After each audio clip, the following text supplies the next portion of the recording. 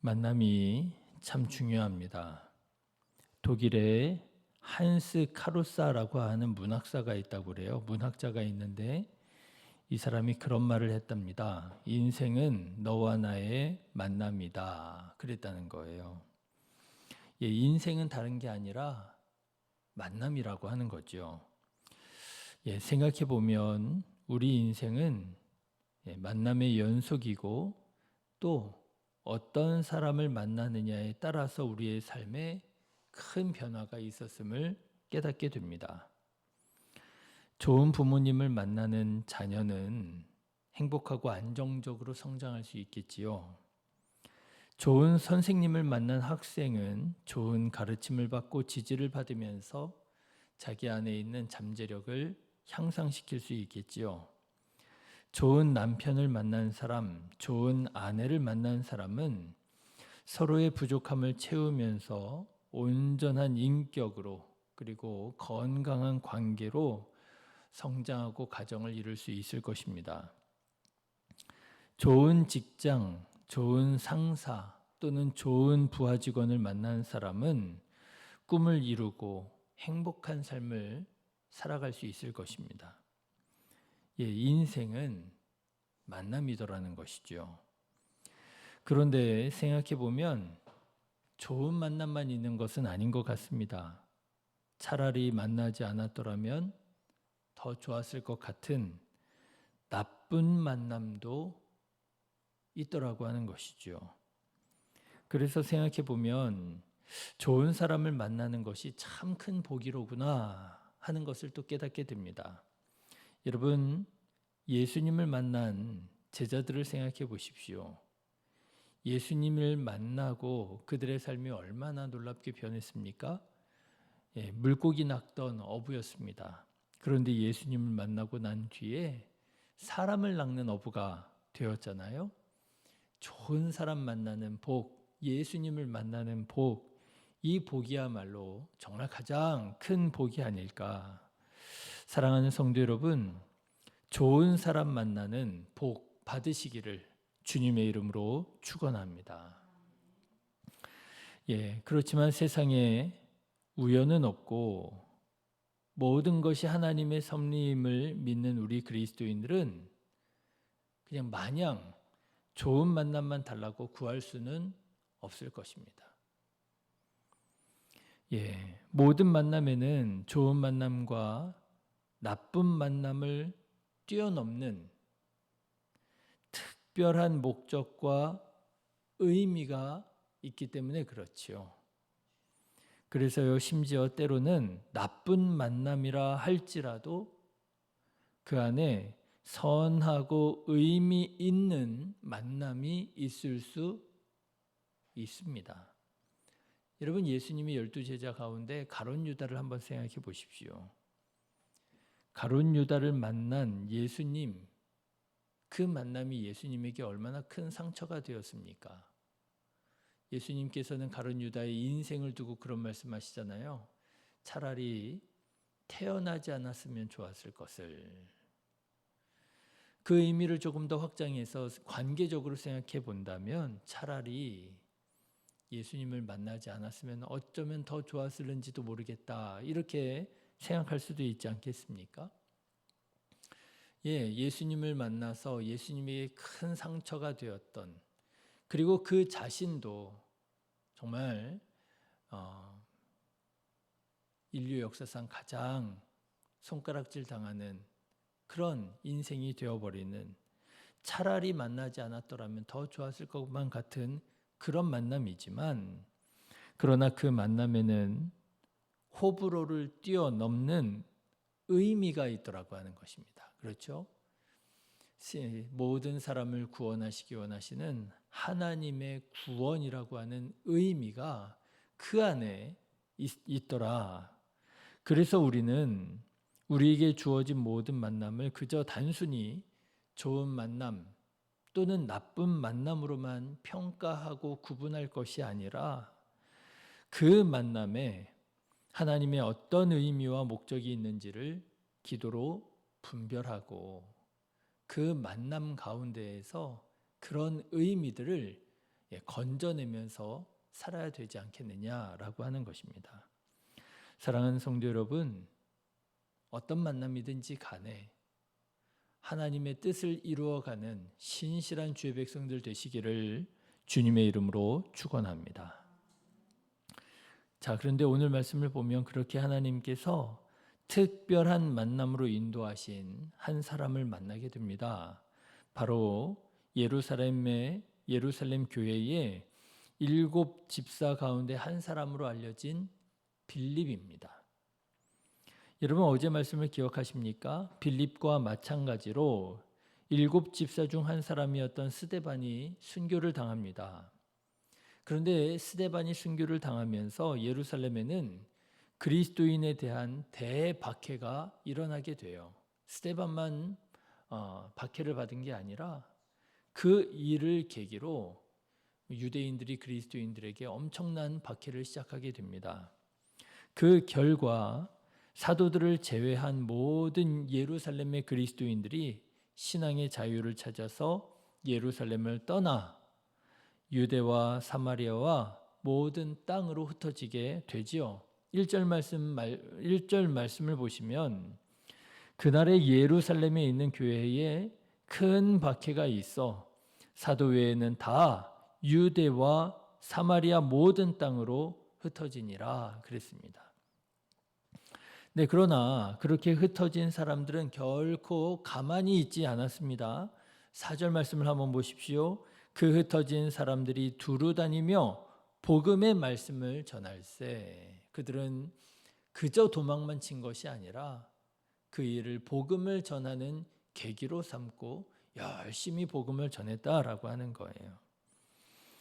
자, 그런데 오늘 말씀은 바로 그 한 예로 빌립 집사에 대한 말씀입니다. 빌립은 박해를 피해서 예루살렘을 떠나 사마리아 성으로 가서 그곳에서 복음을 전하지요. 사마리아 성이 어떤 곳입니까?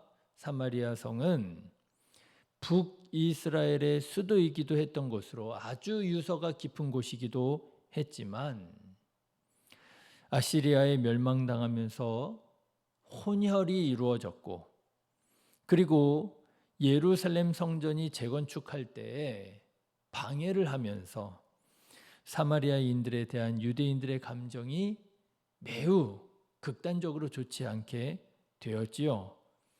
그런 사람들을 가리켜서 사마리아인이라고 불렀고 그런 사람들이 살고 있는 곳이 바로 사마리아 성이었더라고 하는 것입니다. 그런데 빌립은 바로 그 갈등의 심장인 사마리아 성에 간 거예요. 개인적으로 감정이 좋지 않습니다. 그럼에도 불구하고 그 사마리아 성에 가서 예수가 그리스도시라고 하는 복음을 전하게 되고요. 사마리아 성의 유명한 마술사인 시몬이 성령의 역사에 굴복하는 등 귀신이 쫓겨나가는 성령의 역사가 일어나자 예루살렘 교회의 사도들이 방문하고 성령 세례가 임하는 등 사마리아 성에는 성령의 큰 기쁨의 역사가 있었다라고 하는 거예요.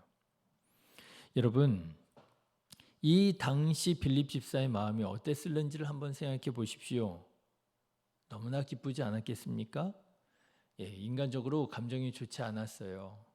손가락질하는 사람입니다. 그런데요, 그곳에 가서 복음을 전했더니 그 사람들이 예수님을 영접하고 성령으로 충만해지고 그러면서 그 감정, 캐캐 묵은 감정, 그 상처, 그 아픔들이 눈 녹듯이 사라지고 그 안에서 교회가 이루어지고 얼마나 기쁘고 얼마나 감격스러웠겠습니까? 야, 이게 신앙생활이로구나 그러지 않았겠습니까? 그래, 이게 신앙생활이지. 신앙생활을 하는 게 이 마음이 다치고 관계가 깨어지고 하는 게 아니라 신앙생활이라고 하는 것, 예수님을 우리가 믿는다는 것은 이렇게 관계가 회복되고 함께 기뻐하고 함께 예배하고 주님의 몸된 교회를 이루어가고 이게 신앙생활이지 얼마나 즐겁고 얼마나 감사했겠어요. 그런데 오늘 말씀을 보니까 빌립이 그렇게 한참 기쁘고 즐겁게 사마리아 성에서 사역하고 있는데 하나님께서 빌립 집사를 부르시더라라고 하는 것입니다. 어디로요? 광야로 부르시더라는 거예요. 26절의 말씀을 한번 보십시오. 주의 사자가 빌립에게 말하여 이르되 일어나서 남쪽으로 향하여 예루살렘에서 가사로 내려가는 길까지 가라 하니 그 길은 광야라 그런 거예요. 여러분 다시 한번 빌립 집사의 마음이 어땠을는지를 생각해 보십시오. 당황스럽지 않았겠습니까? 지금 너무너무 기쁘고 즐겁게 사역을 하고 있잖아요. 복음을 전하고 전도의 열매가 주렁주렁 맺히고 주님의 몸된 교회가 힘있게 성장하고 부흥하고 얼마나 기분이 좋아요? 그런데 떠나라고 하는 거예요. 떠나라고 하는 곳이 어디냐면 다른 곳이 아니라 사람이 없는 광야로 가라고 하는 거예요. 얼마나 당황스러웠겠습니까? 그런데도 빌립 집사는 하나님의 말씀에 순종합니다. 이 말씀을 보면 빌립 집사의 아무런 목소리가 들리지 않습니다. 하나님께서 부르셨을 때 빌립 집사는 일어나 가서 보니 이게 전부예요. 사마리아 성에서 신나게 즐겁게 사명을 감당하고 있었던 빌립 집사, 하나님께서 사마리아 성에서 사람이 없는 광야로 내모시는데 빌립 집사 아무 말하지 않습니다. 일어나 가서 보니 이게 전부예요. 그저 아무 불평도 원망도 의심도 없이 하나님의 말씀에 있는 그대로 순종하는 거예요. 그렇게 순종해서 가서 보니 그 아무도 없을 줄 알았던 광야길에서 한 사람을 만나게 되더라고 하는 것입니다. 바로 에디오피아 여왕 간다게의 관리지요 내시입니다. 그런데 만나서 보니까 어때요? 이 관리는 마침 예루살렘에서 예배하고 에디오피아로 돌아가는 길이었고요. 이 관리는 마침 선지자 이사야의 글을 읽고 있는 중이었고요. 이 관리는 마침 예수님에 대한 말씀을 읽는 중이었더라고 하는 거예요. 그 말씀이 예수님에 대한 말씀인 줄을 알지 못하고 말씀을 읽으면서 에디오피아로 돌아가고 있었더라고 하는 거죠. 빌립은 그 만남이 성령께서 인도하신 만남임을 눈치채게 됩니다. 성령의 말씀에 순종하여 만나서 그 말씀이 다름 아닌 예수님에 대한 말씀임을 가르쳐 주었고 그곳에서 영혼이 구원받는 구원의 역사가 일어나지요. 내시가 복음을 받아들이고 그 자리에서 세례를 받고 에디오피아로 돌아가게 됩니다. 그렇게 해서 에디오피아에도 예수가 그리스도시라고 하는 이 복음이 전파되었다라고 하는 거예요. 여러분 이것이 무엇입니까? 이것이 바로 하나님께서 원하셨던 큰 그림이었더라고 하는 거예요. 하나님께서 사마리아에서 한참 재미있게 복음 전하고 있었던 빌립을 광야로 부르신 이유, 에디오피아의 복음화를 위하여 한 사람을 만나게 하시려고 하나님께서 빌립을 광야로 부르셨더라. 자, 여러분 여기에서 다시 한번 빌립의 마음을 생각해 보십시오. 여러분 빌립의 마음이 어땠을까요? 빌립이 과연 이런 결과를 상상이나 했을까요? 에디오피아 복음을 위하여 하나님께서 나를 부르셨다. 생각지도 못했을 것 아니겠습니까? 그런데 하나님께서 그렇게 그를 인도하셨고 그렇게 사용하셨더라고 하는 거예요. 어떻게 해요? 한 사람을 만나게 하셨어요. 아무도 없을 것만 같았던 그 광야에서 한 사람 만나게 하셔서 에디오피아의 복음화를 이루게 하셨더라고 하는 것입니다. 사랑하는 성도 여러분, 하나님께서 부르실 때 빌립처럼 순종할 줄 아는 저와 여러분 되시기를 주님의 이름으로 축원합니다. 당장 이해가 되지 않을 수 있습니다. 당장 판단의 생각에 틀린 것처럼 생각할 수 있습니다. 하나님, 그건 아니잖아요. 여기가 지금 이 복음이 시급한 거 아닙니까? 지금 여기에서 사명이 너무나도 중요한 것 아닙니까? 광야라니요. 틀린 것처럼 여겨질 수 있습니다. 그런데 우리 찬양도 하잖아요. 하나님의 부르심에는 실수가 없는 줄로 믿습니다. 하나님의 부르심에는 실수가 없어요.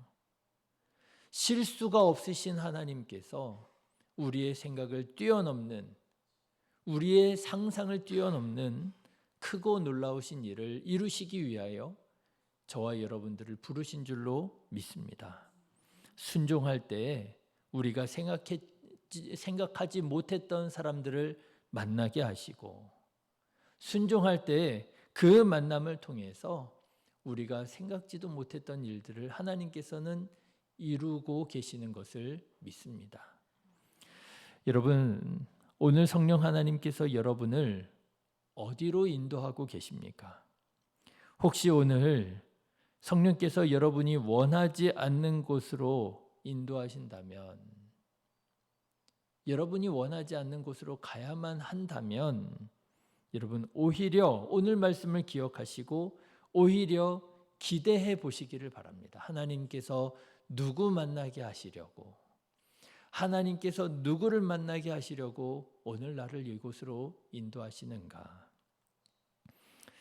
오늘 만나는 그 사람을 통해서 하나님께서, 그 만남을 통해서 하나님께서 우리를 영혼 구원하게 하시고 하나님의 나라를 이루게 하실 줄로 믿습니다.